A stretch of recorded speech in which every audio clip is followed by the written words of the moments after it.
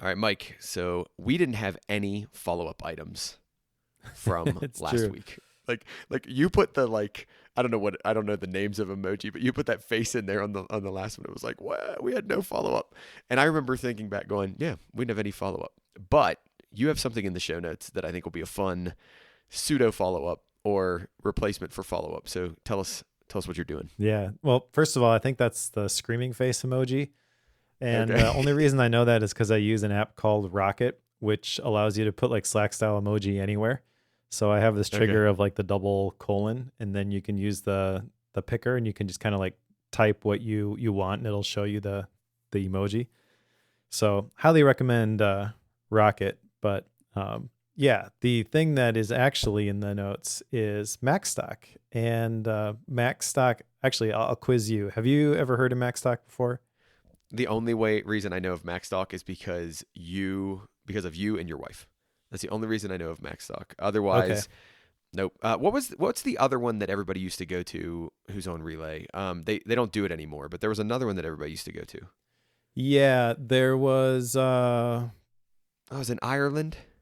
oh, the one in Ireland. I don't know what that is. Yeah, there was one in Ireland that Jason Snell I think went to and a couple other people, but it wasn't an everybody on Relay sort of thing. I think probably everybody but me on Relay goes to WWDC in some way, shape, or form, but I've never been. Actually, I was going to go to Mac World the year that it got canceled. I had finally convinced somebody to go with me. And out of that being canceled came Macstock. There were a couple of guys who missed Macworld and they wanted to do something local so they could hang out with their fellow Apple nerds. And one of them lives in a town called Woodstock, Illinois, which is where they shot the movie Groundhog Day. So it's kind of this cool historic little town that's got this square in the middle with an awesome bookstore, by the way, called Read Between the Lines. I'll put a link in the show notes.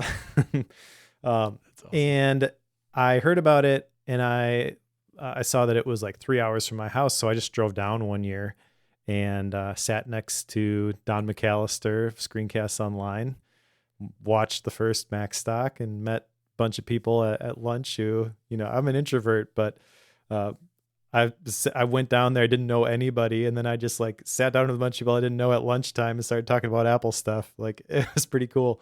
That's awesome. So the next year, I weaseled my way into speaking, and I've been speaking there actually ever since. It's a smaller Apple conference essentially, and the URL for the website is max.conference and expo, and that will be in the show notes. Um, there's a handful of speakers that present these sessions on Saturday and Sunday. I think the dates are like July 11th and 12th, something like that. It's that second Saturday and Sunday in July.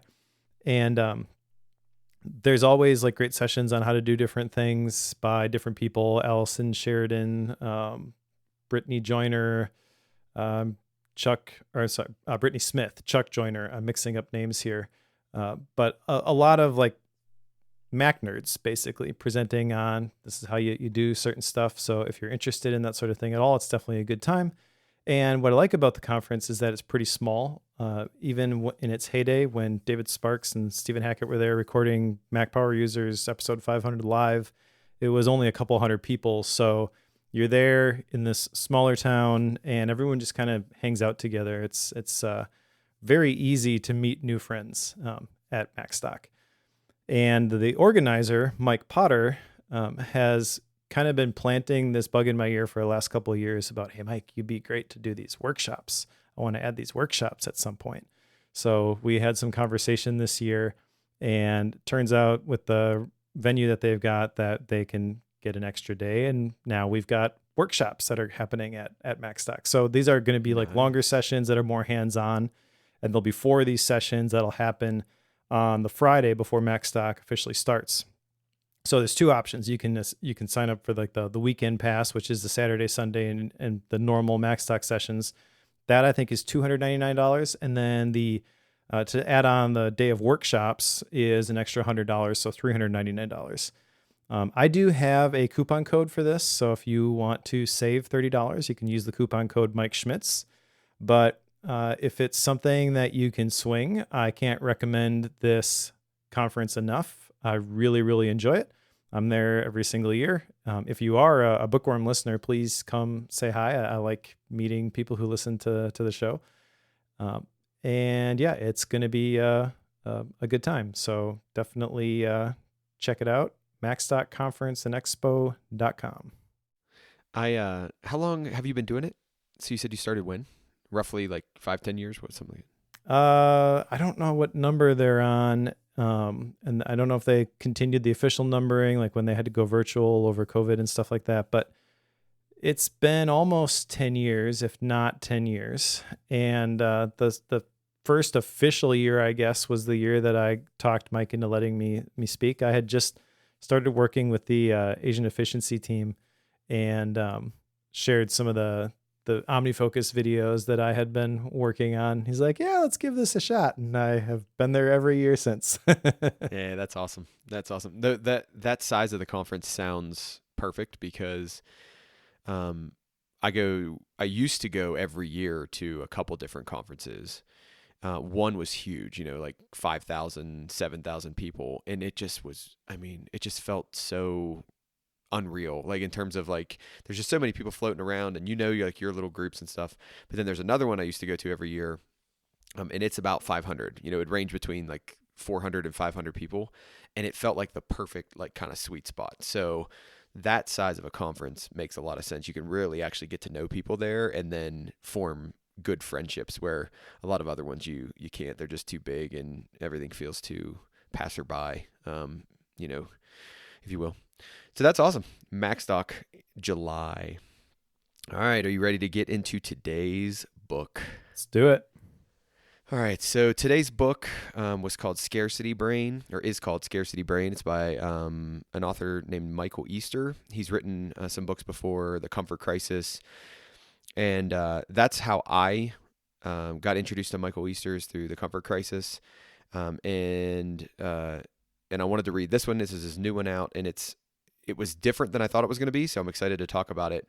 But I'll give you a little intro on the different sections. So we've got an intro, and then we have 11 chapters and an epilogue. So he breaks it down.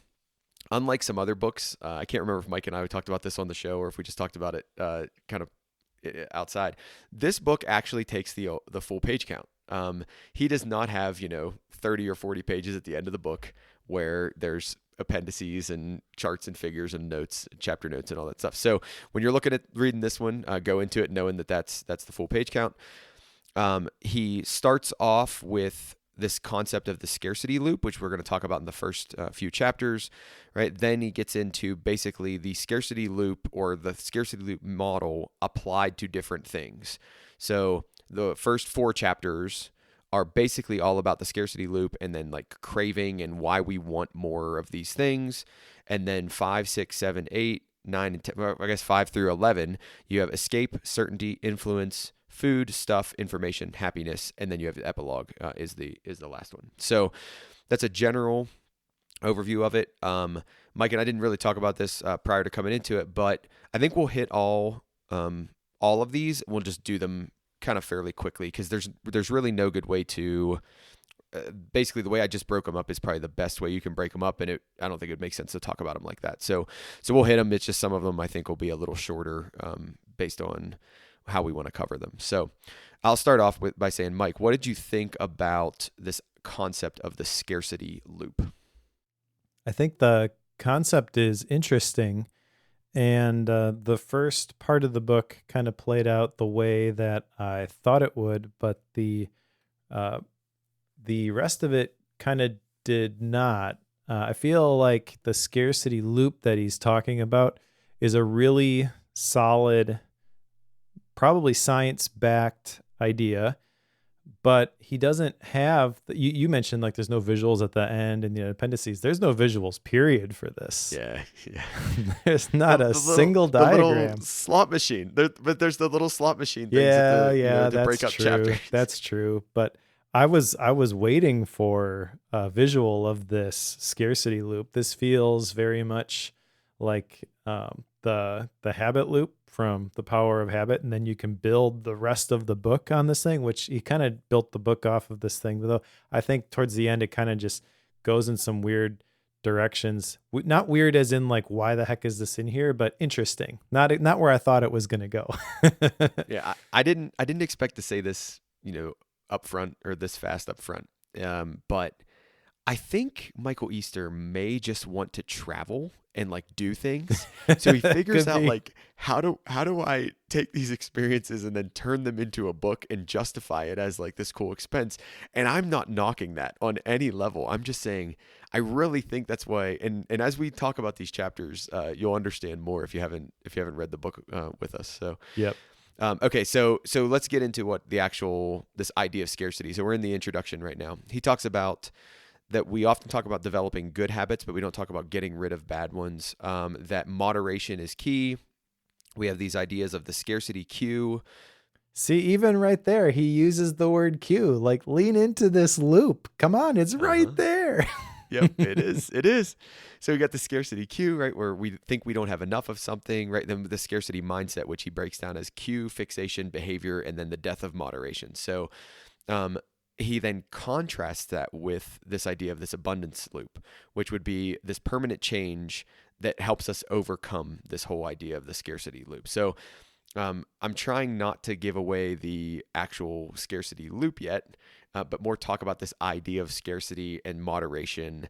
And that's essentially what he hits on in this first introduction. Yeah, the introduction is fine. I think I mentioned when we recorded the last episode, I had just started this book. I think I had read through the introduction, and you kind of alluded to the fact that he wants to travel these different places. It's a very like intense story. He's in this place where it sounds pretty dangerous. It's kind of like, what in the world am I doing here? And then it's like, oh, I'm talking to these people about the scarcity loop. It's very much a movie trailer style introduction. Yes, which I think he does. I actually think he's a pretty good storyteller. Yes, because I found myself kind of immersed in the when he's telling me these stories. I thought they were actually like really good stories. Now, how well did they relate to the point or the takeaway of the book? That's a whole other conversation. But like I was really like kind of taken in by the stories he tells. He comes from a journalist background, so maybe that's where some of that comes from. Is he's good at this? How do we hook him? How do we get him to read through the entire article? And he's then taken that and molded it down into the book, the longer format for the book. All right, so we've got this setup with the introduction. Now we actually get into the scarcity loop, and he makes a switch here in his stories, and he goes into slot machines. So he starts to talk about slot machines and how slot machines are designed and engineered. We've gone from wired from Baghdad to Las Vegas. Yes, yeah, I mean, and it's like boom, so it's fairly quick. We're talking about how they're meant to kind of hook us and keep us going. And he'll finally, and this is where I'll actually introduce it. So he finally gets into the 3 steps of the scarcity loop, and the 3 steps are: you have the opportunity to get something valuable. You have an unpredictable reward. So that's really, you don't know at any given time whether you're going to get that thing of value or not. And then you can do this in a quickly repeatable fashion. So if you think about a slot machine, this actually makes complete sense. I have the opportunity to win. So there's step 1, right? I have the unpredictable reward. Well, every time I pull the lever, I might win or I might not, right? And then can I do it fast? And yes, I can pull that lever as many times as my hand will pull that lever, or as many times as I keep feeding money and pulling that lever. So that's essentially the nutshell of chapter 1, which chapter 1 is called the scarcity loop. So I thought this was I hadn't really thought about, scarcity, moderation, these ideas of bad habits and how they might or might not run this loop. It seemed, and it still seems, right, like it's a good way to explain this idea of me feeling like I have scarcity, so therefore I overdo it in certain areas. Yeah, this chapter kind of set up a direction for the book that I don't think he stuck with, which I think ultimately is okay, because this kind of felt very much like, maybe it was the discussion of the slot machines, but it was sort of like, your attention is being taken by these engineers, and it's almost like all the research that goes into holding your attention with the gamification of these slot machines and how they went from these things that people spent a couple minutes at to things that you'd spend all day doing just because they're fun, whether or not you win and the close wins and all that kind of stuff. It felt like it was setting it up for a very negative portrayal. Like, I guess the direction I was sort of anticipating this was going was sort of like The Social Dilemma, that Netflix documentary, where you have these people who are talking about these things, and then it just continues to go deeper and deeper and deeper. And the whole time you're going down that path, you feel more and more uncomfortable. But at some point in a few chapters, he just kind of switches to telling stories. Yeah. There isn't a clean break. I mean, at least I didn't identify a clean break where I was like, Yeah. oh, we're switching now. It was more just like, wait, this was not the way the book started. Like, this was very much not the way the book started. Yeah. This part was kind of what I thought the book was going to be about when I looked at the cover and I read the description. I kind of felt like what I was going to get was a scientific approach to maintaining my, I'll say attention, but it's really broader than that. I mean, the whole idea of scarcity is we never have enough. So I've figured there would be a little bit of eye-opening enlightenment in terms of like, you have enough, so just be content, and kind of recognize that all these systems are engineered to get you to consume and want and have more. And there is a little bit of that, but this chapter by far is like the strongest version of that. And then it kind of goes somewhere else. Well, and I heard him talk about this book somewhere prior to reading it. Like, I had heard him be interviewed by somebody. And this is what hooked me to the book. It was like this idea of, I thought about it from are there things that I want to stop doing? Like, okay, they're not necessarily bad. It's just a matter of I do them too much and I want to stop that. And I'd heard him talk about this opportunity, unpredictable reward, quick repeatability thing. And I was like, oh man, that seems like a really interesting way to analyze different things. They're in different scenarios. And if there's an action item I have from this book, it's definitely that. We're not there yet, but that's probably the key action item I have is, can I look at particularly those things that I'm not excited about continuing to the level that I do them, and is there a way for me to break one of those three? So one of the things he says in this first chapter is how to get out of the scarcity loop. Well, take the opportunity away, stop getting the rewards, or slow the repetition down. And if you can do one of those three things, you can basically break the scarcity loop cycle. So I thought that was, a good way, and I want to think about that more. But I'm putting the cart before the horse as we go. What else do you have on chapter 1?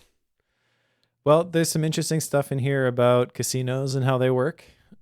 One of the things I jotted down was that casino games return 87 to 98% of every dollar wagered, which kind of goes back to the idea of like the close wins, which are you can kind of see. Let's say you got to get 5 cherries in a row. So you see them spin and the first three lock in right away, cherry, cherry, cherry. And then it like creates this expectation that maybe I'm going to win this time. So then the next one, it leads you along and it's another cherry. And then the next one takes even longer, finally stops. And, oh, you just missed it. Well, that was close, but you lost. And a lot of times what'll happen is you won't lose. Let's say you bet $1, you won't lose the whole dollar. You'll win back 75 cents, and your brain views that as a win as opposed to a loss. The lab that the guy talked about in this section was kind of fascinating, and it kind of opened my eyes to all of and you kind of know this is going on from a distance, but when you get into the specifics, it really is kind of scary how much they've done in terms of trying to keep you glued to the machine. Everything about those games, from the lights to the sounds, is engineered to hook you. And I see that stuff because I remember going through the Las Vegas airport last summer. Maybe I was on the way to Craft and Commerce or something. I don't know. And they had all those in the airport. and people were lined up at them, and I was like, get me away from these, because they're so loud. The airport itself is so dark and dreary, but then you have these bright blaring slot machines everywhere you go. But there's definitely people who are attracted to that, and I think probably once you do it a little bit, you get hooked. I've just never done it, so I it's not appealing to me in the least. So the only time I've ever been in a casino was we were in New Orleans, and to get to the restaurant we were going to eat at, there was a casino between our hotel and the restaurant. And I said to my wife, I was like, "Hey, let's just walk through the casino. Like, I don't have any desire to do anything. Let's just walk through the casino." We went in. I like was 50 feet inside. I immediately got this crazy headache from all the like lights and music and all the stuff, and I was like, yeah, we should probably get out of here. But I had a formative experience when I was, I don't know, 12, 10, something like that. I was at a fundraiser for a church, actually, and it was like a play these games fundraiser. Well, the game was Keno. Which Okay. I had no idea I still don't even know what Keno is. I don't remember what the game is at all. But all I remember is like the money that I had to spend that night was gone so fast. And I thought to myself, I'm never gambling again. I'm never doing this again. Like this is a terrible thing. Your money just goes away really fast. And thankfully, that's never triggered me to want to gamble again, ever, really. I remember, so I grew up in Wisconsin, and there aren't many casinos in Wisconsin. There are a few, but I remember my grandma, she lived in Minnesota. My mom's family is from Minnesota, and they grew up in a small town, Welch, Minnesota, which is like 60 people. And the thing of note in Welch is the big ski hill. But there's a small town like next to that called Red Wing, which is where everybody goes and does everything. That's the big city, and it's maybe like 20,000 people. I don't know. But I remember going to visit my grandma all the time, and she would always joke with my parents, like, I'm going to take your kids to the casino, because she liked to go and play cards. She would always have cards at her house that had the corners clipped off. Like basically when they're done using the cards for a card game, they cut the sides off so they know that one is done, and then they like give those away or sell them. I don't know. My grandma always had all of these decks of cards from the casino with the corners cut off. So she was always joking about how she's going to take us to the casino, and my parents were always, you better not. That's awesome. All right, so we'll move on to chapter 2. Chapter 2, now we get into some more of the science behind the scarcity loop, and it's titled how the scarcity loop hooks us. So this is where, and I still don't know how to work through this in my processing of this book. He mixes like evolution and nature and biology, and then gambling and Baghdad and right, like all of these other things in such a weird way that like I got used to it. I mean, it's 11 chapters long, so I got used to it by the end. But while I'm reading it, like this first time, because he talks about this optimal foraging theory that animals will do everything they can to get the most food for the least amount of work. Okay, that seems to make sense. Mm-hmm. Then that scarcity loop is an evolutionary trait, and then we get into ding ding ding dopamine. Here we go, right? And we get into all these things, and I was just like, man, what a strange mix of like evolution, later on religion, like in all of this, but. Let me get back to the summary of the chapter. So he does talk about this optimal foraging theory. He talks about the fact that the value of the value or reward of a behavior depends on part how often you'll think you'll get it. He says boring jobs. Why some jobs are boring is because there's little unpredictability. So we might get a ton of value out of it, but we're going to get value in a paycheck every Friday. And because there's there's a lot of predictability, little unpredictability, we go, okay, whatever. And what I liked about this is, so I studied entrepreneurship a lot in my past life. And it says this is why serial entrepreneurs exist, is because serial entrepreneurs, once the company becomes a stable company, and it's basically just churning and doing a good job and adding value, and it's kind of a repeatable thing, they lose interest because they want that unpredictable reward. So what do? They leave the company and they spin off, and they go and start another company. So I thought that was really interesting. He throws out, last thing I'll state here is he throws out the basic learning and behavior formula. We do a thing, we're not sure when we'll get the reward or how rewarding it'll be.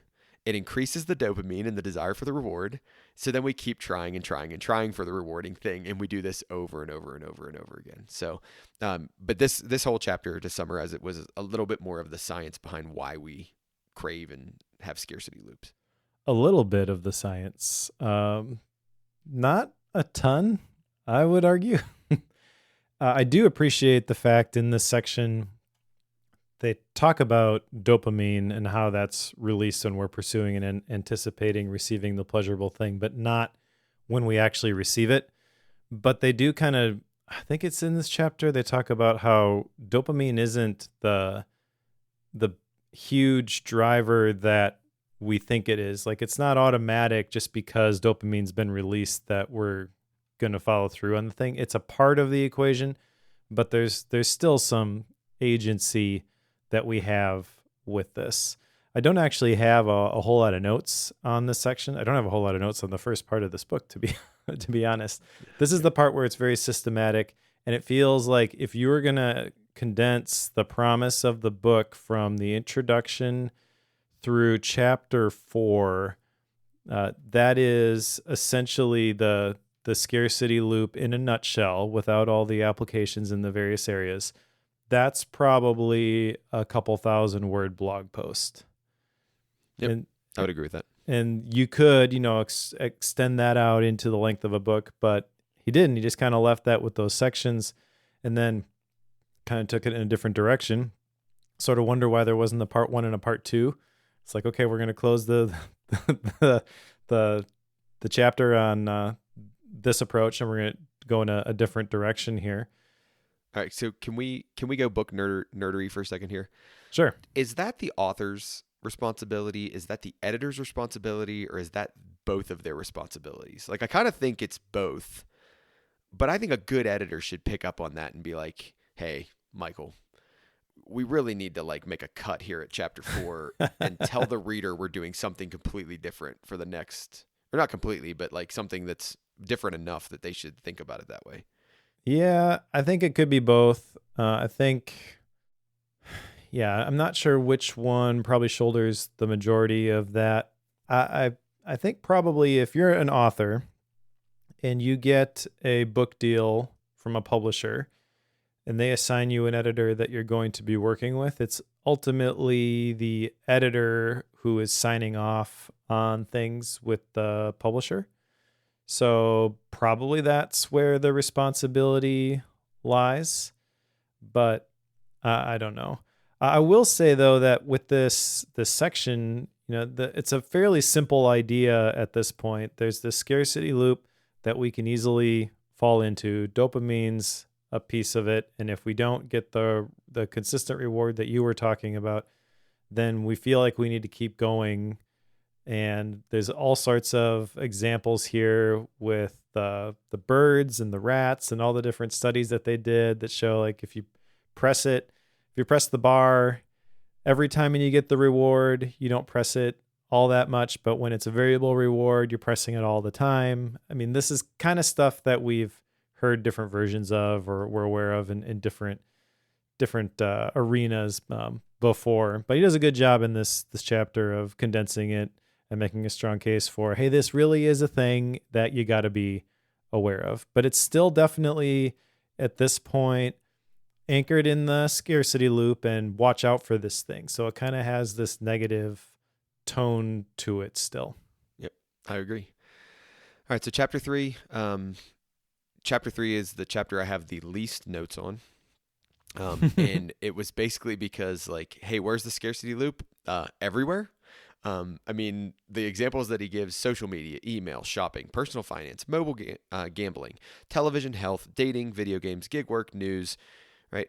My biggest takeaway out of this, I do not have a lot to say about this chapter, but my biggest takeaway out of this was the hook then charge model.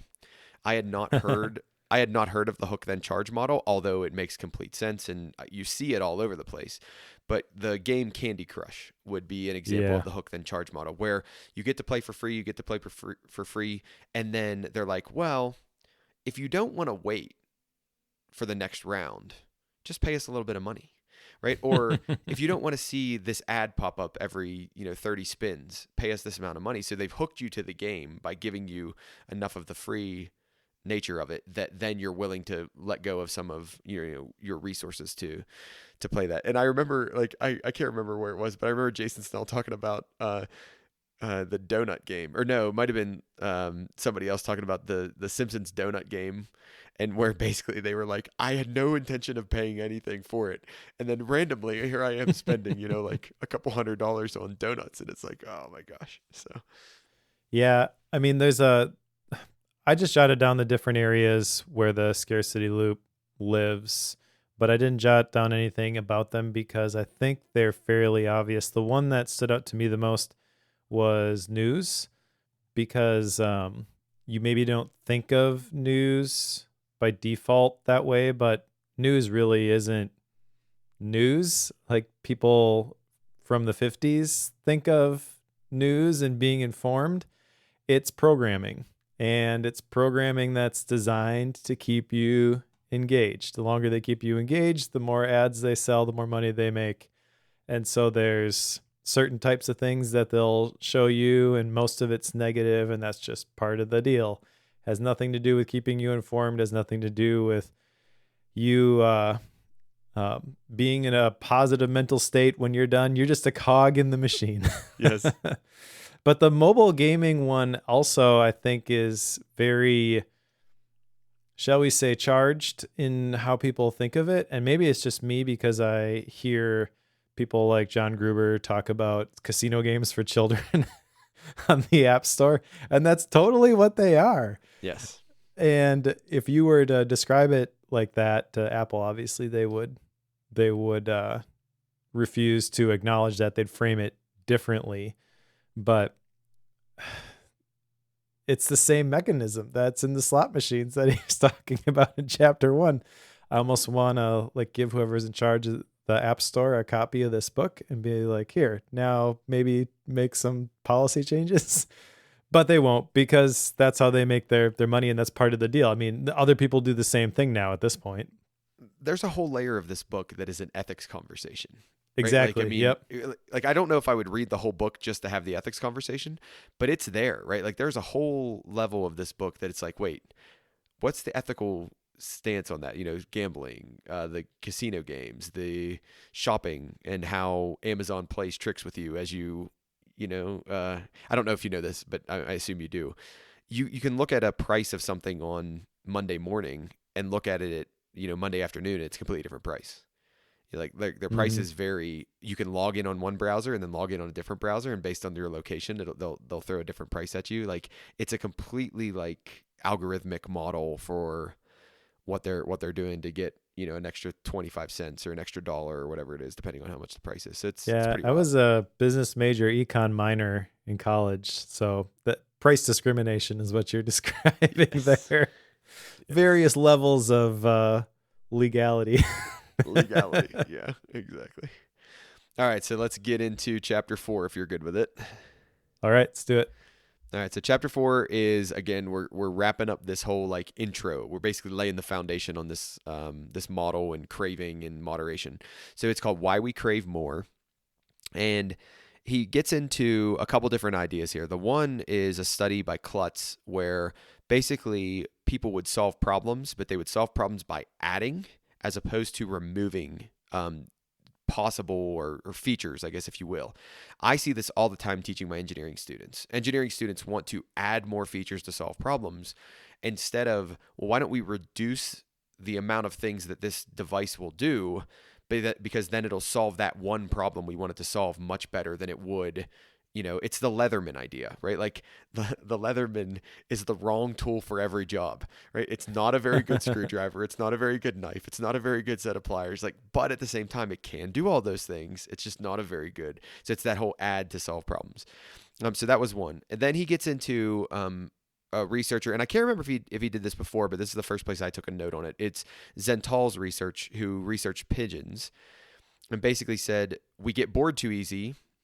We get bored because it's too easy for us to find resources. So basically, we look for a way to fill the gap in stimulation, and that kind of came out of his pigeon research. which then he refers to Zental off and on throughout the rest of the book. So, there are a couple different kind of core theories about why we crave more. So, Mike, I don't know if you have any things you want to add here. I think the big takeaway for me from this section was the thing that you mentioned at the beginning, where in the human brain, less equals bad. So we tend to try to solve problems by adding things.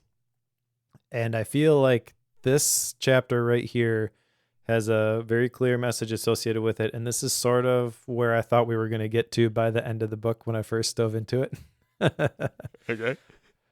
So it's kind of weird that we're encountering this in chapter 4, but I do think that it's an important message, and I don't have an action item associated with this necessarily, but I do want to start thinking about how do I remove things as opposed to how do I add things in terms of finding the sweet spot. Sometimes removing things is the right solution. And I've already got the mechanism in the personal retreat to do it, where I ask the questions, what should I start doing, stop doing, and keep doing? So just leaning into the stop doing and not trying to always add things. But yeah, I mean, at this point, I feel like the big message of the book has already been delivered.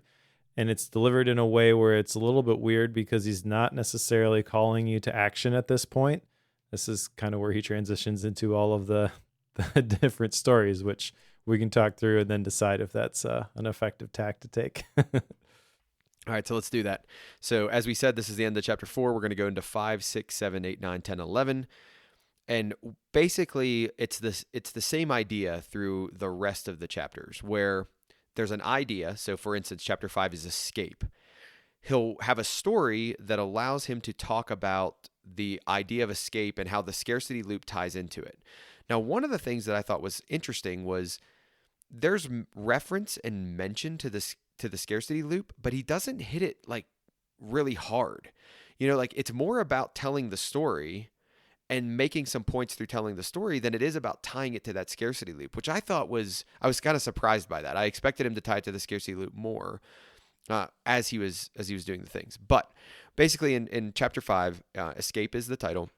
He's talking about his trip over to Iraq and meeting with all these people. And it's thinking about this drug and the influence of this drug called Captagon while he's there. And he's trying to meet with all these officials. And a big part of this was him having this experience of he had a fixer, which is a person who's supposed to set up all the meetings and the rides and all of that stuff. And he basically said his fixer was, not an honest and or trustworthy person.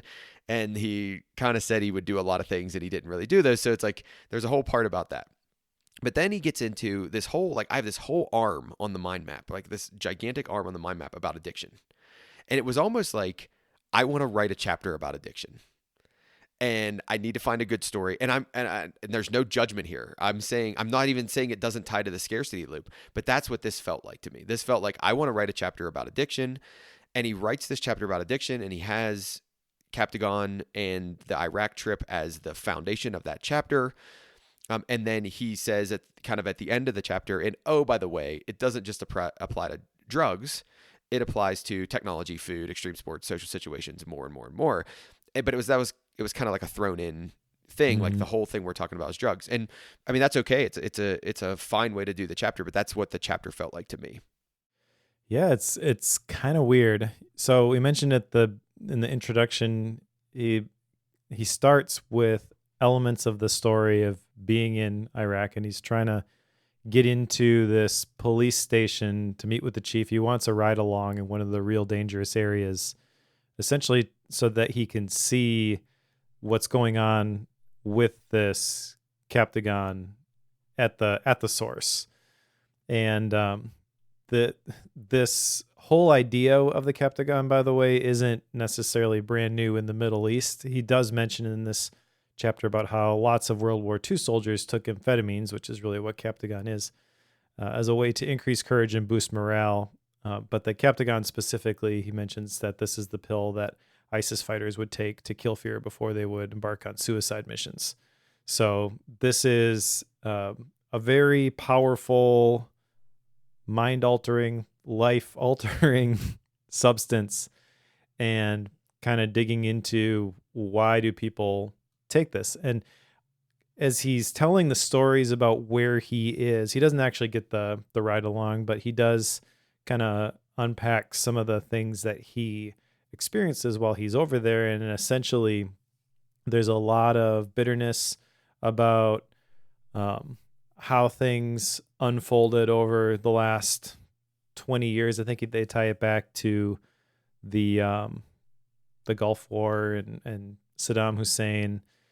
But essentially, like, a lot of the country is looking for a way to escape reality, and this is a cheap, easy way to do it because they get it from Syria, which, one of the things I jotted down, Syria's Captagon export was 45 times that of the entire legal export industry. Did you catch that stat? I did, yeah. That's crazy.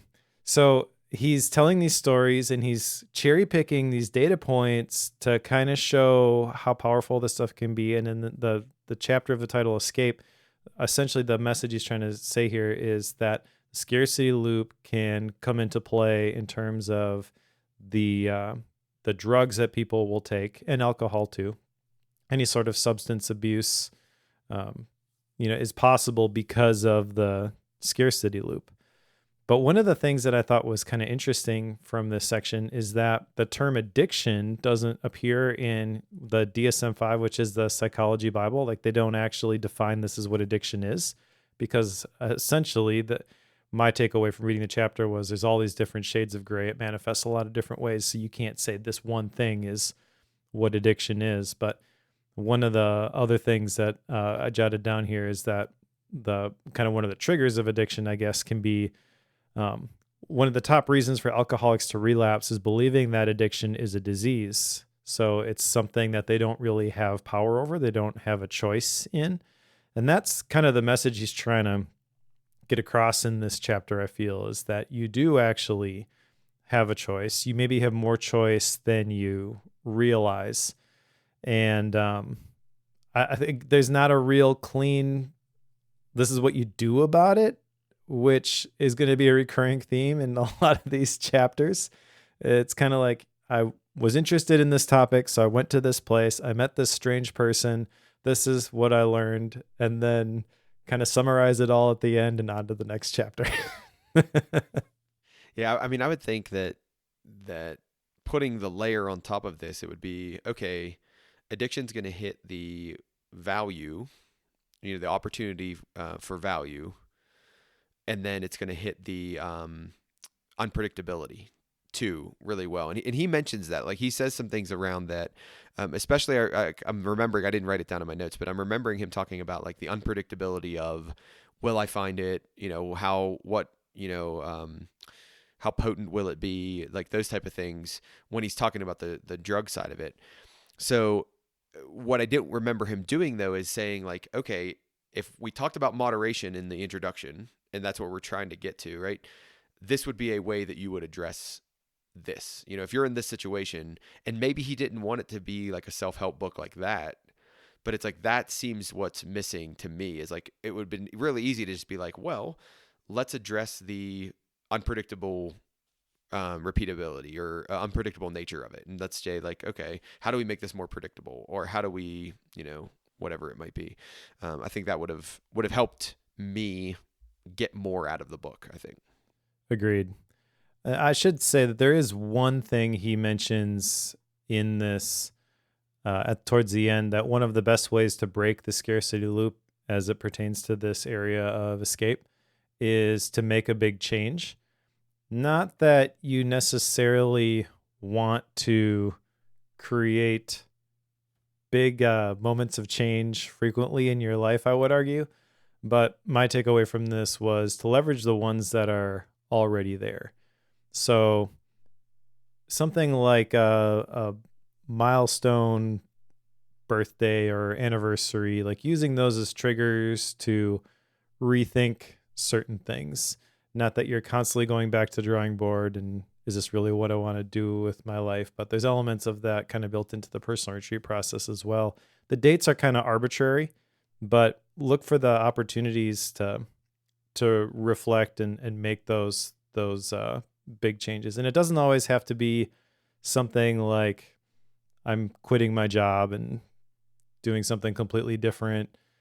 But I think thinking about those things can either spur that change, or I think the other effect is just as powerful. You reconcile your situation and you feel okay with it. And so you have more motivation and clarity to show up and do the thing that you were already doing. You just kind of recommitted to why you're doing it. Okay, good. Are you ready to move to 6? Let's do it. Okay, we made it halfway. So we're over halfway. The next chapter is certainty. So this chapter is around him having a conversation with a guy at a coffee shop, basically, or it's like a bakery / coffee shop. And that was the nature of, the story. Like the last one was at Iraq. This one is him having this conversation.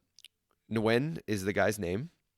And he talks about gamification a lot, right? The fact that we gamify everything now, which this one hit home pretty hard because I was like, yeah, we do gamify everything, right? And like as he's doing all of these examples, I'm thinking like, yeah, we gamify that. Yep, we gamify that. And he talks about like basically the problem with that, or one of the problems with that, is it changes the goals from what we were doing to then trying to play the game, right? Instead of trying to, let's say it's social media. That's the easiest one to pick on, right? Well, what am I trying to do with having a good presence on social media? Well, maybe I'm trying to provide value around a topic area that people don't know about. Well, when I turn it into just getting followers, I lose the goal of actually trying to provide value and content that'll edify people. And I'm really just trying to do things that'll get clicks and it'll get likes and it'll get follows and it'll do those things. So it changes the goal. And then he says that we typically gamify things as an escape, but we can't escape everyday life. So when we start gamifying everyday life, we can't escape that, and that's a problem. The biggest thing I think I got out of this chapter was this: when we put an overly simplified scoring system on something, how it changes that goal. Okay, so the one that I'll give you a sleep score. You and I have talked about this in the past. So if I have an app that tells me a sleep score and I'm trying to get the sleep score, well, there might be a bunch of other things that I'm negatively impacting to try to get that good sleep score. And I have to think about that overall simplified or overly simplified one metric that may be absolute garbage. I'm adjusting all of these other things in a negative way to get that one thing better. And I think that was my biggest takeaway from this whole section. My big takeaways from this were twofold. One, they talk a lot in this section about games, which I like a lot. I'm not sure if I've mentioned this to you, but we actually have a board game table in our kitchen / living room, and we probably have close to 200 board games at home now. The number keeps growing. We play lots of games, and I do think that there's a lot of value that comes from playing games. One of the things, and I don't remember where I heard this, but I've seen this play out. When you play games with kids, it helps them get adjusted to losing because they're not going to win every time, which is really good. But also, I feel like there's just a lot of conversations that happen at the table when you are playing games, and it just feels like a quality way to spend time together. So that's what we do. But he mentions on page 102, and I'm not going to even try to pronounce the person's name, but the games are a balm for the confusion and anxiety of real life. I can see this. One of the points that they make is that you can control certain things in games, which I think is why I really like games like Civilization 6. That's available on the iPad, which is the one game that I'll still get sucked into and play for hours on end. My iPad at this point is a Civilization machine and a Good Notes machine. Nice. But with that, you have all of the different aspects. You're controlling an entire civilization, and you're controlling what gets built at different cities, and it affects the economy. It affects your science and research, you're building the military, all that kind of stuff. And I really like those kind of games. And I think it's because I like to micromanage and I like to control every aspect of things, which Toby's a lot like I am, and kind of probably explains a little bit why he gets really into these really complicated board games. Like he'll play these games that take 8 to 10 hours to play, and I just don't have the time or the attention span for that kind of stuff. But he's got a group of guys that he'll play those with. And I think that's kind of interesting. The other one I wanted to double click on was the social media, which you kind of hit on already, but it should be used towards a goal, not just likes. And we kind of talked a little bit about this in the pro show with the description of what's the abyss, because my abyss is related sort of to social media and specifically email. I'm trying to get to 10,000 email subscribers for my independent creator business. Just from what I've heard from different coaches that I've worked with, like that's the point where now you're cooking with gas, essentially, in terms of you've got people who are interested in what you have to say and what you're making, and you can probably earn a living at this point. So we're not there yet. The scarcity loop is definitely real for me there. Well, but I would say like your goal is good there, right? Yeah, Like you're not trying to get subscribers just for the sake of getting subscribers to like pad your stats. You're trying to do it because you want to add value and you're making a living, right? Exactly. So this is the thing that I've learned though, because I'm using YouTube specifically in a way which is driving growth to the email list. Basically, I started publishing consistently to YouTube around September, and I was just publishing stuff around Obsidian because I realized that the Obsidian stuff that I was publishing was getting like 10 times the engagement, the views, the comments, the likes, whatever as anything else. So, okay, well, lots of people want to see from me, so I'll make more of that. But after a little while, the switch gets flipped, and it's not how can I make stuff that's going to get the most attention. Like I'm finishing up a video right now, and I know that because I've made enough of them at this point, there's certain things that I want to add to the video that are going to take it to another level, to just have an extra level of polish. And at this point, it's like, well, this is the better video. I know that the numbers will be connected to that, but the numbers aren't the reason for it, if that makes sense.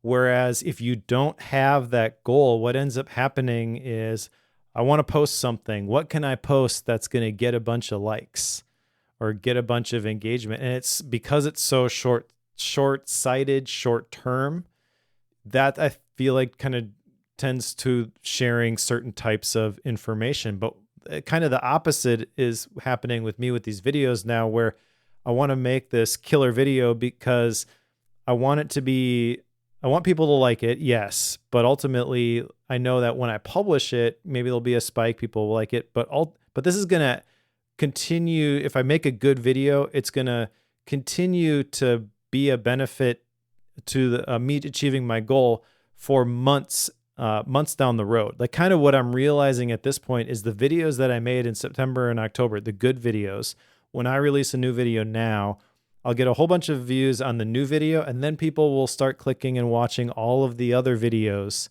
that I've made because I made something that they actually want to see, that's actually helpful. That's why I like YouTube, honestly, is I feel like the algorithm is designed, it's incentivized to get your videos in front of people who actually want to see them. And that can be used for good or bad. I'm trying to use it for good. You know, people want to learn how to use Obsidian. So I'm not just going to do something quick, something easy, something stupid. I want to like show people how to actually use it in terms of living out their vision and their values, the whole life theme idea, you know, the PKM stack. But it was interesting that he's saying, but there's actually a good way to use social media, and it's this way. But it does feel very different. You know, when you're creating things for social media that way, and I say social media because I think this can apply to like LinkedIn and Twitter /X, whatever, Threads. There are tools, and this is kind of the next step for me in terms of my business systems. I want to take the content that I use in the videos and the stuff that I write about in the newsletter and like break it apart and share those as valuable threads and posts on social media through a tool like Typefully, where you can actually post that stuff and not have to just scroll through all the things. Yeah. That's what you want to avoid, in my opinion. And that's kind of what he's advocating for. All right, good. Let's move to influence, which is chapter 7. So influence, there were a couple things out of here. So I'm going to try to say it. Schismogenesis, right? I had never heard of that word before, and then when I read it and he defined it, I was like, "Oh man, that's a really good word." But it's our entire sense of self and cultural identity is effectively a reaction to others. And I was like, "Oh man," right? Like how true is that in so many different places where it's like I say a thing and then I see how somebody responds, and I'm like, "Okay, was that a good thing? Like, did I do a good job there or did I not do a good job there?" And it's like, and really it's less about what I said and it's more about how the person reacted to what I said. So I thought that was a really good one. He talks about humans desiring a high status, that we want to have an influence over other people. We want to, kind of be able to, impact others with our behaviors and our actions and the things we say and the things we do. Then he gets into kind of some of the negatives of this, or some of the things you need to be careful of. So pride. He said there's good pride, there's authentic pride, then there's hubristic pride. That basically we can have the overblown implications effect when we think one silly mistake will ruin our image. Spotlight effect, where we overestimate what people think. Fundamental attribution error. And then he says this thing: do you want to be right or happy? Which I think is a really, really clever way to do this. But I thought the point of this was really, really good. And then where I wanted more was I wanted it tied again to the scarcity loop. I wanted it tied better to the scarcity loop. So I think about this and, is there an opportunity? Is there a value in influence? Yes, there is. Is it unpredictable? Yes, it is, because I have no idea how you're going to react to what I say or things like that. And then is it predictable? And this is where it kind of fell down for me from an influence standpoint, is like, I have no idea how you're going to react. Now, maybe with enough data or with a consistent enough demographic, I guess that's the way I'll say that, I could get pretty predictable results. So maybe I could manipulate this to fit into the scarcity loop. But this one didn't fit as much with me. Is it a thing that we go after? It is a thing that we strive after? Yes, without a doubt, 100%. Influence is something we want to do. I don't even remember. Did he have a story around this one? Can you remember the story around this one? Because I don't have this one jotted down. I actually did not write down any of the stories that he tells. Okay. Yeah. Specifically because they're all like interesting situations that he finds himself in, but the people, other than this is someone who is doing this thing that I'm interested in, the names really aren't that important. He's not interviewing the world's leading experts in any of these areas. He's just, this might be a cool experience. Let's see if I can get in there, and he finds someone who allows him to do so. And then he tells cool stories about it. But I don't think that is really going to be something that sticks with me months or years later from these books. But I do have a couple things jotted down from this section on influence. And I do think, so one of my action items was that phrase, do you want to be right or do you want to be happy? I want to start asking myself that, because my default is to want to be right. And I feel that is, that could maybe be tempered, not just in my relationship with my wife, but with, I think there's a lot of opportunities to exercise this and just be a little bit more picky about where you're going to draw the lines. Yep. But also the thing that kind of stands out to me with the pride, because you mentioned the authentic pride, the type of pride that you get when you feel good for achieving something great, and then hubristic pride, which is undeserved pride that creates a drive for getting other people to appreciate us. I feel like that is the one that's sort of naturally aligns with social media use. It's like a fake pride.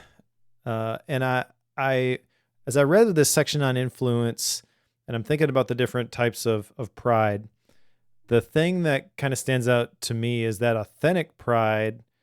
I've seen that connected for me to the act of creating things of quality. And you could argue how much quality, especially if you listen to some of the earlier podcast episodes that I did. Some of those I still can't go back and listen to. It's too painful. You're too hard on yourself. Yeah, but the point I'm trying to make is whenever I make something, it's the very best that I can do right now. I'm not mailing it in. I'm not just checking a box there. I published something to the internet. I'm doing my best. I'm putting something out there, and then that creates the feedback loop so that I can learn from it and get better next time. And I have this system that I follow for doing this sort of stuff, which I've taught, called the creativity flywheel. And that came from me trying to figure out, how do I do this consistently, and how do I seem to do it with some degree of success where people actually want to listen or want to watch or want to read the things that I make. And I feel the authentic pride comes whenever you put forth your best effort and you share something out into the world. And I think that the more that I understand about how creativity works, the more I feel everyone is creative and everyone should be looking for their creative outlet. I really feel that there isn't anybody who's just not creative. And I was the guy who said that at one point. But that's kind of what triggered in me as I was thinking about this authentic pride. And you were kind of talking about like finding your tribe. I'm changing your words a little bit, but getting around the right types of people. I feel like when you lean into the thing that you really want to make, you do it the best you can, and then you continually just keep publishing, keep making, and it keeps getting better. You'll sort of find the people that align with the things that you're making. Case in point, the Mac Stock conference that we mentioned at the very beginning. You know, I was a poser when I first started going there. And at this point now, I feel like I can actually do it. Yeah, that's awesome. All right, let's move to food. So chapter 8 is food. We go back into the story, the strong storytelling here. So the Chimani, he talks about going to visit them. I can't remember what country. Do you remember, Mike? I don't know. Yeah. And I also, as I got into this chapter, I was kind of like, why? Yeah. So basically, I think he might have a vendetta against the American diet. And that's partially, the reason I say that's partially from the comfort crisis. If you link those two things together, you can kind of see that, because he talks a lot about going and hunting caribou and then like how good it is for you and like all that stuff. So there's a whole section of it there too on the comfort crisis as well. But so basically it gets into food and how food ties into the scarcity loop model. The fact that this one actually I thought was probably the cleanest connection. I mean, maybe the cleanest connection that we had here is because back in the day, right, you needed food to stay alive. You were hunter-gatherers, so you either found it or you hunted it. So it was very unpredictable whether you'd get food. And then you could repeat that. You had to do that every day, right? So, okay, there's the scarcity loop model there. Like that one, very clear, like very, very clean connection here. The rest of it is basically I'm telling a story about me going down and eating roots and plants and rice and fish that was just caught out of the river. And basically my key takeaway is eat Chimani food and don't snack, right? That was kind of my biggest takeaway from this chapter. I don't really know what else to do with that. I mean, the one other comment that I have here and maybe you can add more, but like negative information triggers our brain to unconsciously assume that like the bad thing is going to happen. So when we get negative information, we're like, oh, the bad thing is going to happen, which really that might not have anything to do with the bad thing. It's just, it does that. And this is related to food, right? Like, so, I can't find berries today. I'm going to die of starvation. And it's like, maybe not. Maybe you just couldn't find berries today and you got to look somewhere else tomorrow. But really, my big takeaway from this was eat Chimani food, like whole fruits and vegetables, and don't snack. That was kind of what I got. Yeah, the specific diet that he talks about, the Chimani diet or meals, composed of 25% lean protein, chicken, fish, couple of eggs, or raw or red meat, 25% vegetables like cabbage, and then 50% unprocessed staple crops, potatoes, sweet potatoes, rice, quinoa, squash, corn, plantains, etc. So you could take that and be like, okay, yeah, I'll eat that because that is a healthy diet. But it's attached to this story of him going into the jungle, and it's kind of like, why? Yeah. The things that I jotted down from this chapter, and I had not heard of the comfort crisis. And to be honest, I've had no interest in picking up any sort of diet or food book because I feel like a lot of them, I've had a lot of them shared with me. I've had a lot of them given to me by people close to me. Like my parents specifically are, what's the word? They gluten-free, Okay. so like they don't eat bread. I love bread. Are they celiac or are they gluten-free? I think celiac, but I know my dad, because he had all the tests done at one point. My mom, I think, eats gluten-free primarily. I don't think she had it as bad as he did, so maybe she's in the middle. And I remember they had me get tested at one point as I was finishing high school, or maybe I was even in college, because they had gotten this revelation and my dad stopped eating bread and he started feeling a lot better. Cool, more power to you. But then they had me tested for all these different foods, and I remember there were some that I was fairly allergic to, and then there was the bread one, and it wasn't even close to being like the biggest one, but there was a little bit of a reaction there, like, see, you should cut out bread too. And I'm like, no. So to this day, I love my bread. So as a guy who is exactly like you mentally, right? Like I love bread, carbs, pasta, all that stuff, pizza. Like that's my go-to food, and I can't eat any of it, Mike. Like I can't eat any of it. So I'm not celiac, where like celiac, I mean, you'll potentially die, right? Like because you actually have a physical reaction to it. I just it's terrible. It's terrible. Yeah. Like, so like my dad will start coughing and he doesn't feel well when he has not just bread, but anything that's like come in contact. Yeah. I have learned my limits, and it has nothing to do with bread, but there are certain things that I got to be careful not to eat too much. Yeah, and so I've kind of figured that out for myself, and I don't drink soda.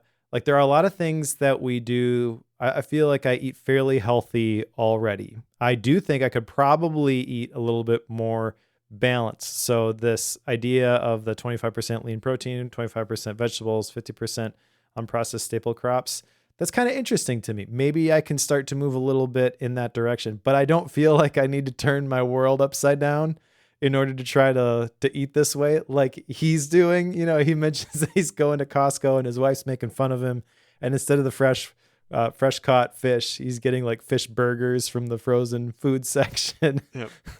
Which if you want to do that, fine, but it kind of sounds like I don't know. There's a tinge in the story. I mean, he's choosing to do this, and he's talking about how he's lost weight and he's feeling better. I've experienced that too, and I've made some dietary changes, but it wasn't just like I'm going to completely cut off this stuff. I don't know. Like probably as I get older, I will be a little bit more strict about some of these things, but I'm kind of already moving in that direction. I mean, I used to really enjoy, not that I was ever drinking a lot of soda, but I would always, we go out to eat, I'd always get a soda. I don't do that anymore. And it's been years since I've done it. And now it's just the thought of a super sweet soda is completely appalling to me. I have no desire for it whatsoever. And I don't think you're going to convince somebody information-wise, especially when the source of the information is I went to this place and did this thing and I saw these people I'm gonna disagree with you on this one.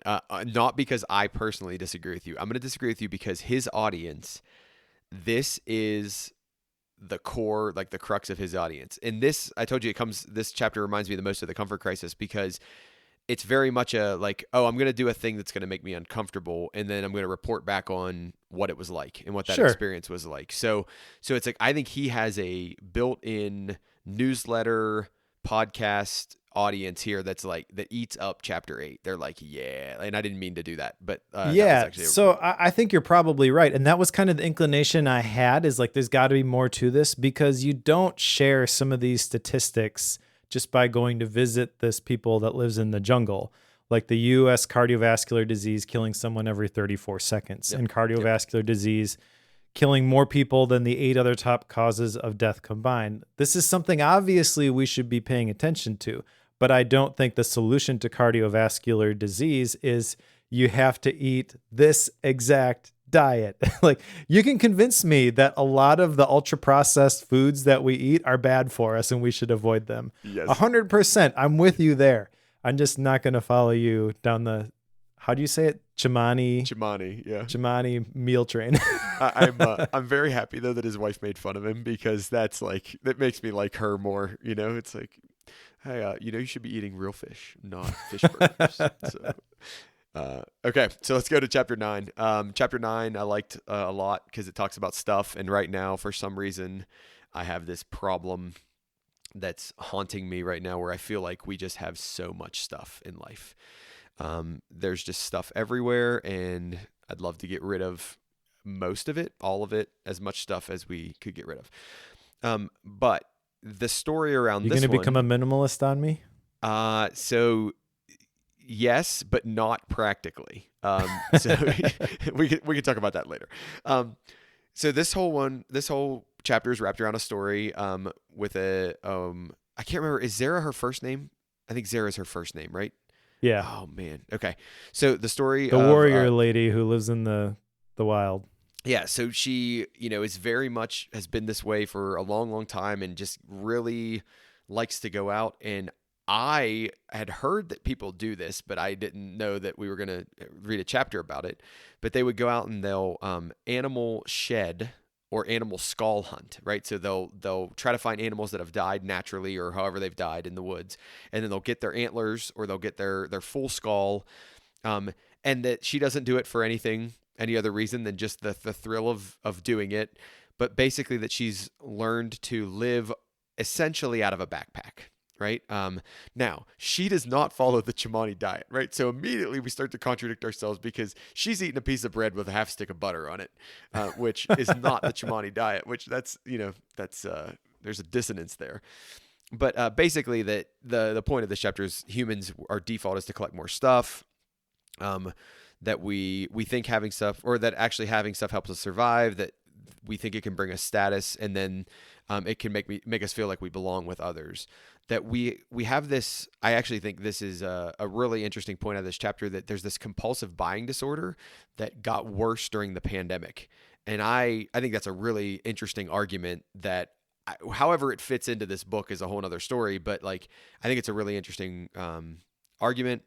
That basically he has the 60-second idea that if you can make a decision in 60 seconds, you should do it.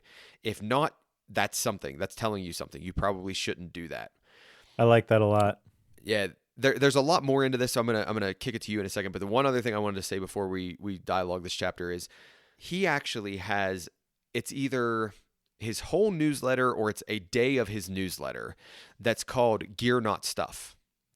So he has taken this concept, this gear not stuff concept, and turned it had made it part of his normal content creation routine, where he's trying to talk about like, I didn't buy this thing just to have more.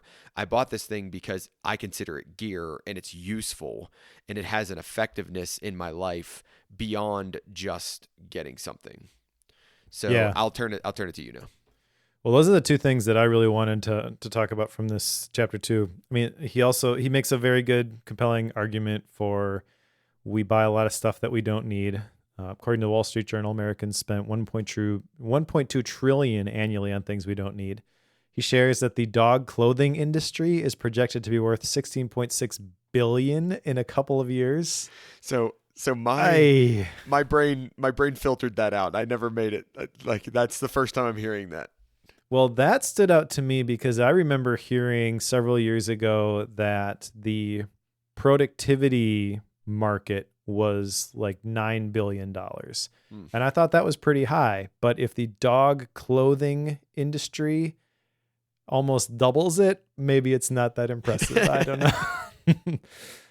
So the deciding on purchasing decisions within 60 seconds, essentially what that's designed to do is to avoid finding justification for things. I think this is a really cool rule. This is one of my action items. Not that I'm going to do anything specifically formal with this, but when I get tempted to buy something, I'm either going to buy it right away because it's really clear this is how this is going to be useful, or I'm just not going to buy it and I'm not going to think about it anymore. And so related to that is the second thing about the collecting gear, not stuff. This was another action item that I jotted down from this section. Gear having a clear purpose in terms of helping us achieve a higher purpose. I like that definition a lot. I have actually sort of inadvertently already taken action on this. So I'm recording this episode today on a new 14-inch M3 space black MacBook Pro. How black is the space black? It's pretty black. Nice. Black enough.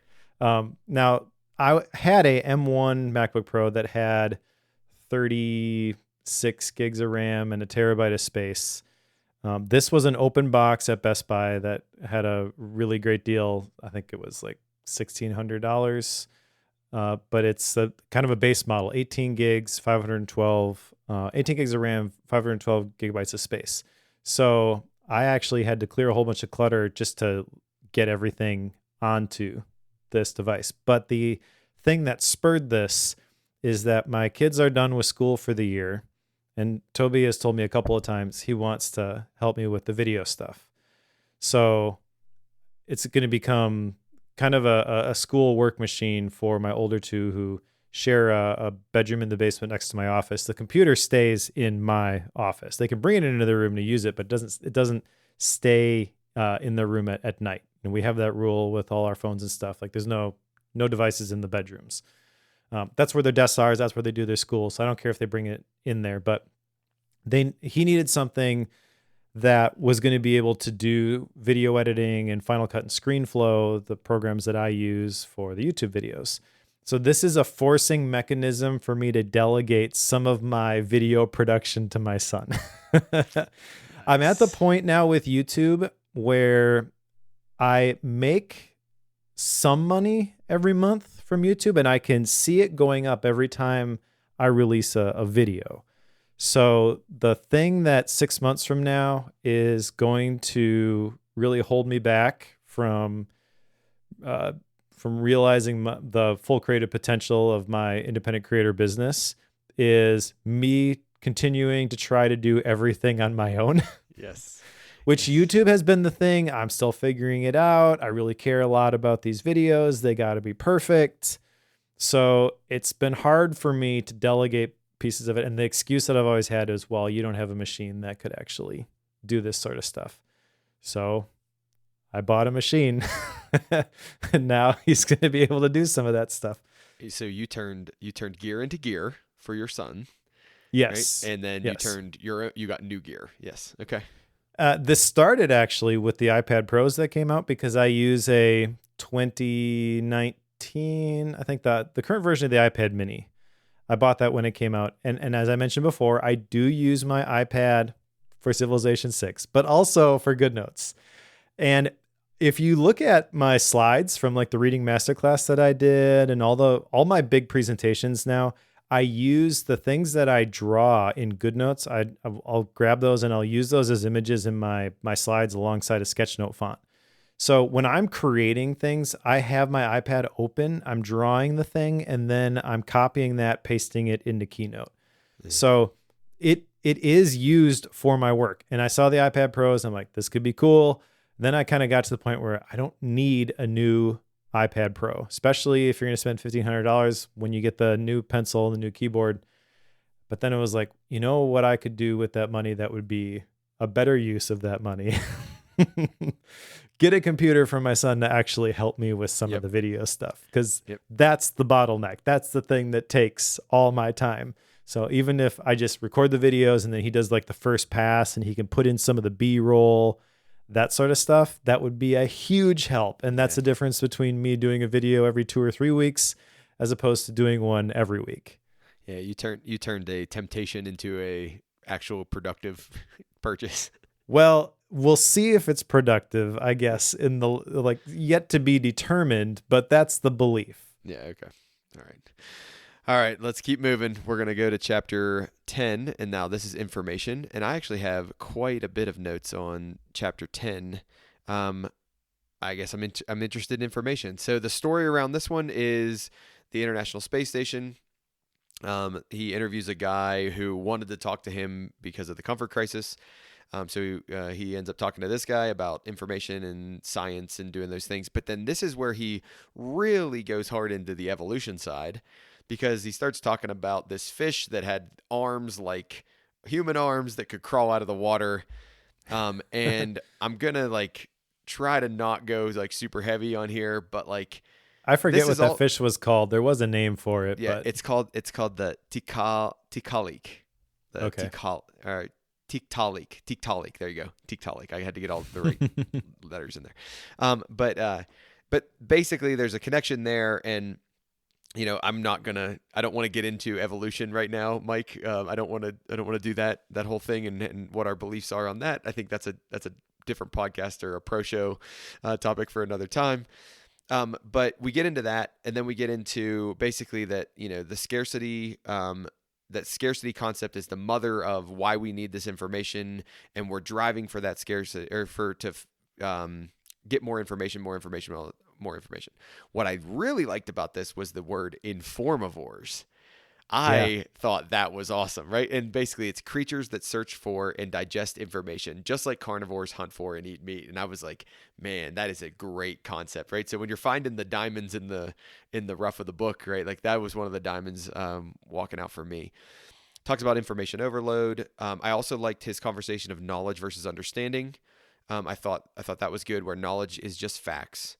Understanding is having facts, seeing how they connect, and being able to use that knowledge to explore, categorize, and gain insight. And I thought that was a really good kind of overview. So those, I think, were my few big takeaways from this chapter. So I have my own heuristic, whatever, for the difference between information, etc. And the way I describe it is that information is the stuff that you collect, you put it in an archive, you can look it up. Something that you have. Revelation is something that you've internalized. You can spit back the numbers. You know the stuff. So it's something that you know. But then there's application, which is the highest level, where you're taking the information and you're doing something with it. That's maybe a separate discussion, but since you were talking about the information, like that's kind of how I view that. And I think it's important because one of the stats he shares in this chapter is that by the 2020s, the average person spent between 11 and 13 hours per day consuming information. Many of the problems that we encounter, we feel like are information or knowledge problems. If we just found the right information, or if we knew the right things, we knew what to do, that the problem would go away. And that's not actually the case. Most of the time we know what to do, we just fail to do it because we're so overwhelmed with everything else. Mike, in your bookworm and just reading experiences, is there anybody that talks about that like in detail or in depth?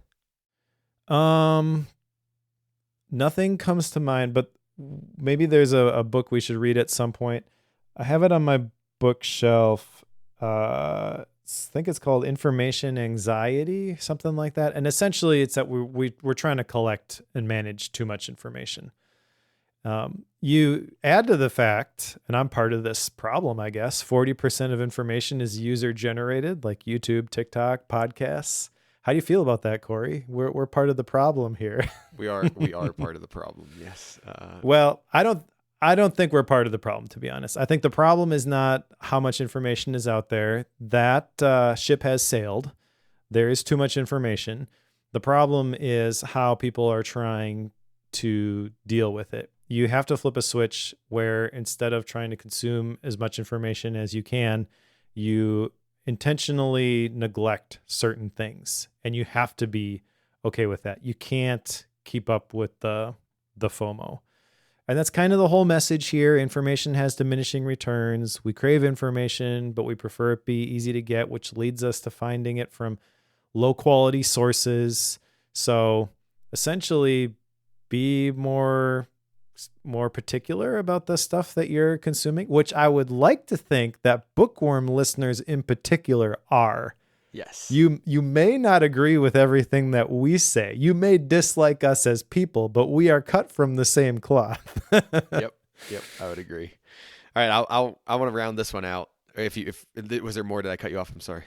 Well, the only other thing I want to call out from this is the internet, how it's altered our brains because it's hurt our ability to focus. We've offloaded some of our memory to the cloud, and it changes our social interactions. Those are important things to be aware of, but those are not new or original necessarily to this particular book. I think that there are other books that kind of talk about that maybe on a deeper level if you want to get deeper into it, but it is relevant for this this section. Recognize that we're not saying, and he's not saying, avoid the internet. Just go into it with your eyes open. Use it for good. Discard the stuff that's not useful and move on. All right. So this is maybe the one time, if not, it's the strongest time he points to the abundance loop, because he talks about Niantic and the founder of Niantic basically creating this thing where you'd kind of walk around and you'd get information about like local sites and local, monuments and different things that are cool about where you were. Then turning that into a game called Ingress, and then Ingress being turned into Pokemon Go, and basically how like the scarcity loop was turned into an abundance loop and went from kind of a negative thing into a positive thing. And I just thought that story was really, really cool. I actually knew that Pokemon Go was developed from like the foundation that is Ingress. I had heard that before. But it was just really cool to hear the story of how, they took one thing and then they built on it and they built on it and look how successful it's been. And the stats that they put out about the number of steps that people were taking and the number of miles people have traveled, and how it's like actually improving, people's social, kind of social interaction, because they'll team up to go, fight different bosses and stuff.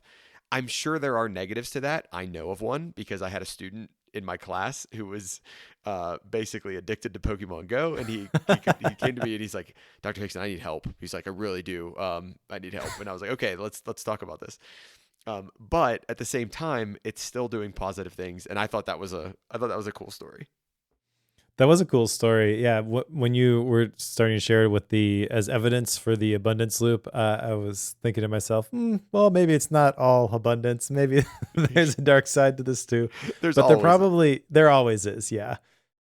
Everything is not as simple as we would like it to be. I think the big takeaway, kind of jumping to the end of the book, so maybe put a pin in this, but recognize that these loops exist and figure out for yourself how you want to use them to advance your personal agendas, which can be positive or negative. You could do it in service of other people, which I think he would maybe kind of argue that if you're talking about like your life's purpose, that is an important thing, because that kind of gets into the next chapter.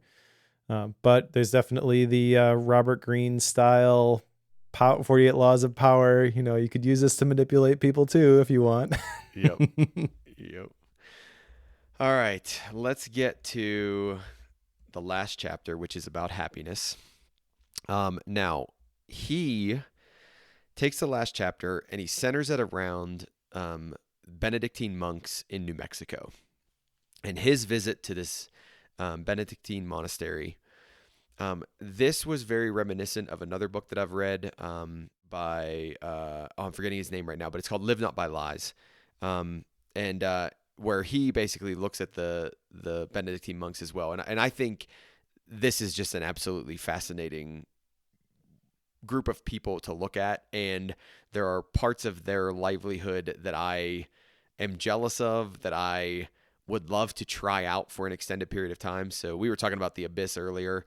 I gave you one of my abyss things, but the second one would be be doing this, right? Like going to one of these and saying, like, I'm just going to live there for a month and I'm going to see what that's like.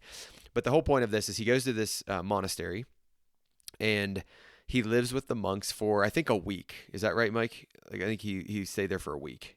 I forget the time frame, but I think it sort of doesn't matter. The takeaway from the story is that it sounds extreme when he gets there, and by the end, he doesn't really want to leave. Exactly. So he's learning about this idea of what we think happiness is, and then where actual happiness comes from. He quotes Thomas Aquinas a bunch of times. Happiness is the goal of all human activity. The search for happiness is a common ground on which human desires, all human ambitions meet. There's all these different kind of references here. What's interesting about this chapter, and I really was not expecting it at all, is he goes into this whole section about talking about his background and, a Mormon, a Universalist, then being a self-proclaimed, like, and he says this, self-proclaimed, like, ignorant/juvenile atheist, and then being a deist, right? Like, so it's interesting that he goes into his kind of religious journey, and it would make sense. I mean, he went to a Benedictine monastery, so it makes sense that would come out. But, he calls out the fact that basically we should challenge ourselves physically, intellectually, spiritually, because that will make us stronger and happier. He calls out deprivation, that there are times when we should deprive ourselves intentionally, because that deprivation, when we get the thing back, will lead to a more a happier attitude and more gratitude toward that thing. He calls out the difference between loneliness and solitude, which I had never heard anybody break those two down, but I really liked it. But basically that solitude is intentional. And then, he picks a couple of different examples of people talking about how solitude led them to, their great discoveries or their different things. So overall, I thought this was a pretty interesting chapter. Yeah, the solitude, he's talking about it longer time frames, but this is kind of the personal retreat stuff for me, and why I advocate for getting away, not just to a different place, but some place that you're not really interacting with other people. I think I've mentioned to you the getaway houses that I've been going to lately. That's perfect for this sort of stuff. And there is something about that solitude, not just in terms of thinking more clearly, but when you do it, especially the first couple times, it feels really uncomfortable. And then afterwards, you feel this calmness, like you're glad that you did it. And so I think that's an important point. And you don't need to go visit a monastery for a week in order to start implementing elements of it. That's kind of the point that I want to make here. The other thing from this that really stood out to me, so there's this running bit on Focused where Mike tries mindfulness meditation. It doesn't stick. David talks about the benefits of it, and Mike tries it again, and it repeats. And I've kind of always thought that one of the reasons maybe that I have trouble getting this to stick is that I have a daily prayer habit. So I've been trying to build mindfulness meditation on top of that. And I have never, I don't think, explicitly said, well, I don't need to do mindfulness meditation because I'm already getting the benefits from the prayer practice. But I think Michael Easter just gave me the data that that allows me to come to grips with this. Yes, because that actually makes a lot of sense. Yeah, he mentions that meditation and prayer both reduce stress and help us control our emotions. And I don't know specifically which study that comes from, but it kind of occurs to me like, oh yeah, I guess, that these are kind of related. And David's kind of alluded to this, but I feel like I still want to try to build a little bit more mindfulness into my day to day, but I'm not viewing it anymore as something additional that has to be tacked on to the prayer habit. Like prayer is already a version of this. Like I'm already kind of doing this. So made me feel a little bit a little bit better. I didn't see that conversation going that way, and I'm really glad, because that actually makes a lot of sense on why I've heard you try and not do it, try and not do it, try and not do it. Yeah, it just when things get busy, it just never really seems to stick, and that would make sense why like when I do it, I don't realize the huge impacts because I've already kind of achieved the payoff. So, but I also like the section in here about finding meaning in our lives and stuff like that. Obviously, we're wrapping up the life theme cohort as we record this. Next week is the one where people are going to share their life theme, which I'm looking forward to. But I have one additional action item that comes out of this section, because this is not something new. I've heard versions of this before, but the scientific source of this is the monk that he was talking to. About 4 hours of creative work per day is the limit. He makes the point that you can actually do those 4 hours of work every day. You don't need to take a day off 7 days in a row, which I'm not going to do that. But I do think that there are limits to creative work that when I get focused on a project, I just kind of try to blow through. And usually what happens when I do that is the next day I have a terribly unproductive day and I don't feel like doing anything. So I don't know exactly how I want to manage this. The action item I'm going to take away from this is I want to revisit my ideal week, which I recently created as a table in Obsidian, of course. Nice. But I want to take a look at that and try to block 4 hours every day for like the real creative work. Kind of the way I see this going is the mornings are going to be the creative time. And by the time I disconnect around noon, I'd like to start a little bit earlier. So I get done maybe 11 a.m. and then I can go for a run, work out, whatever, and then have lunch. But in the afternoon, that would be the admin stuff and maybe just more blocks of thinking time, be curious about things, less structure. Yeah. I am not quite sure where podcasts fit into this. I kind of feel that by the time I sit down to talk into a microphone, the hard creative work has already been done in preparing the outline. This is actually the easy part for me. So I may just keep this in the afternoon, but I have to think about that. Well, and you'll know if you're toast, right? Like if you do this for a week or whatever, and you get into those podcasting sessions and you're like, nope, it's way more creative than I thought it was. Like you'll know that pretty quick, I think. Yeah, I think also I got to think about this more. I think it's not real clean and clear, but I will share that I have noticed usually Thursday afternoons. This one got moved because scheduling, and we had to do this one in the afternoon. But a lot of times, what I'll try to do when I have a video, I'll record Thursday afternoons after we've recorded Bookworm, and I'll notice after the fact I know everything about presenting and exaggerate your facial expressions, be over the top, gooberish, smiling all the time, but still sometimes I record and then I look at the video later and I'm like, why am I so angry? And it's probably just because I'm drained. Why am I so angry? All right, Mike, we gotta move to the epilogue. Okay, so the epilogue is super short in this book, but this is kind of where the abyss idea came from. Basically, he kind of puts a bow and then recaps everything. So you call this the epilogue, you could call it a summary of the book, because he does summarize everything into a kind of a tight little package here. But basically, one of the main drivers is The scarcity loop, we often flip it where we push for the short-term comforts kind of at the downfall of the long-term happiness, right? That would be a fairly succinct way to say that.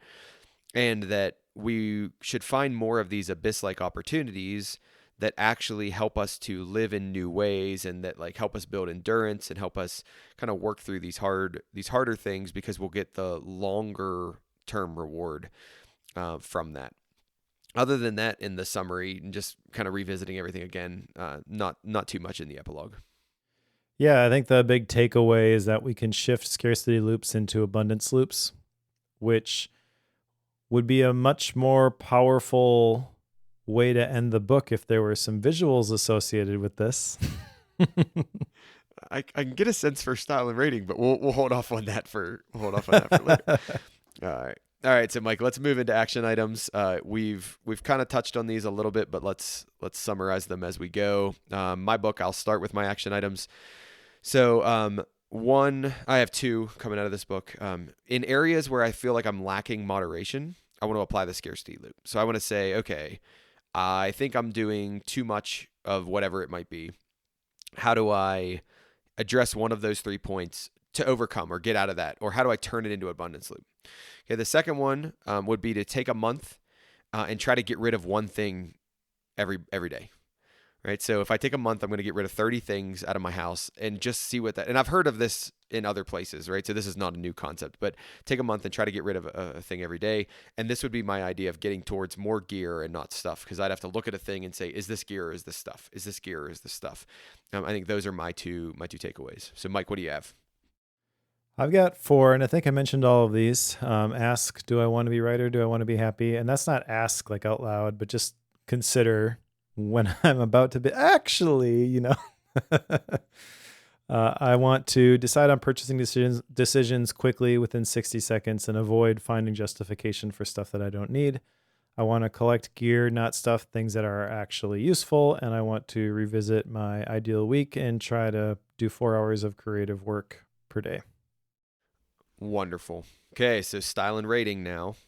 This was my book.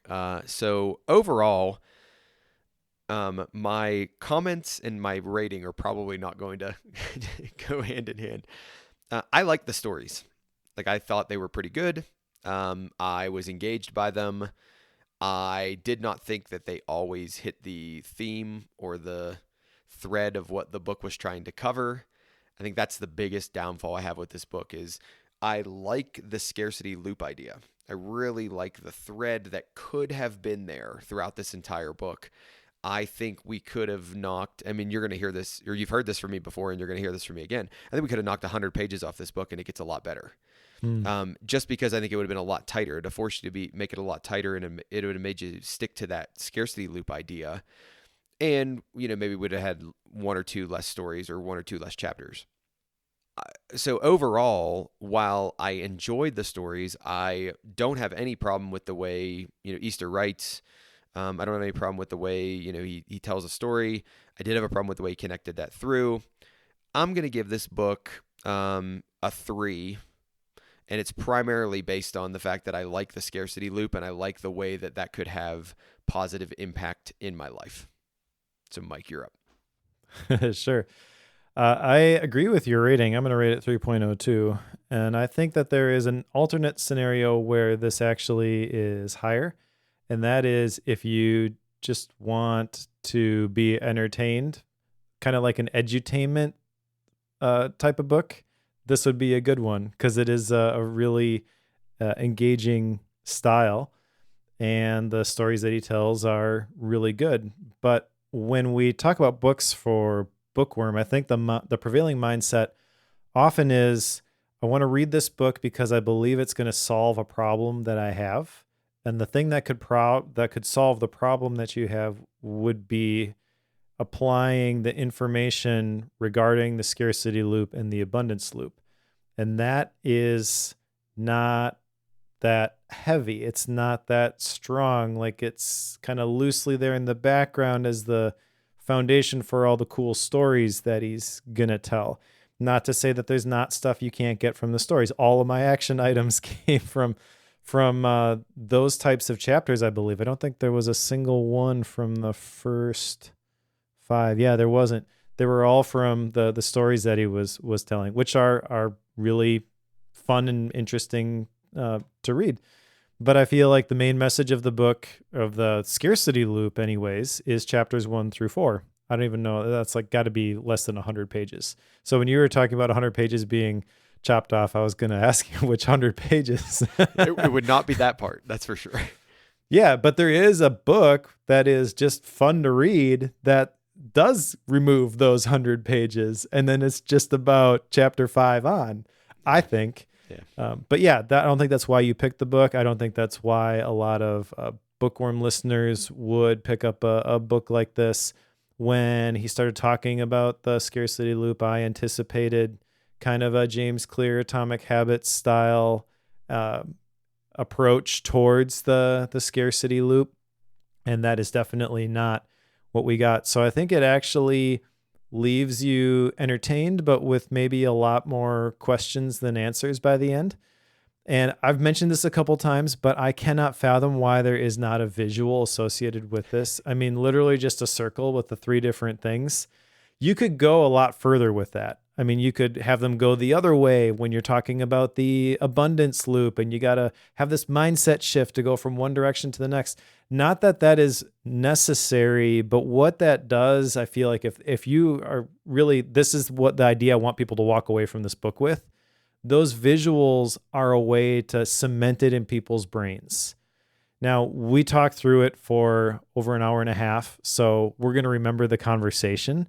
But I think if most people pick up the book and they read through it, you might forget the scarcity loop specifics by the time you get to the end, which I think is probably not his intended effect here. But he's a great writer, so I kind of feel a little bit confused by this book. But in terms of like actionable information, 3.0, in terms of, fun, entertaining read that you're going to get something out of, if that's what you were going into it for, then it's probably a 4.0, honestly, because his writing's really good.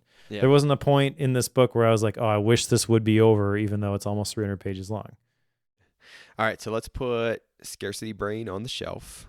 Mike, you have the next book. So what are we coming up with next? Radical Candor by Kim Scott, one of the culture books that comes up all the time in terms of creating culture and organizations. And when I heard that this was a topic you were interested in, I figured this would be a fun conversation.